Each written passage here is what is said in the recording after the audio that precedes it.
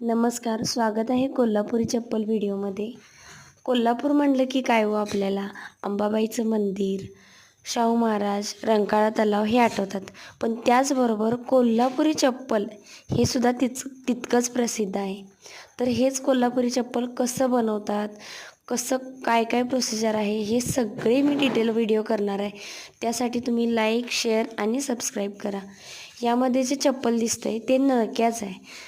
त्याच्यामध्ये जो दिसतोय तो नळका आहे। तर हे पूर्ण आधी बाजूला शिवून घेणार, त्यानंतर मध्ये जो नळका दिसतोय तो नळका शेवटला शिवून घेतात।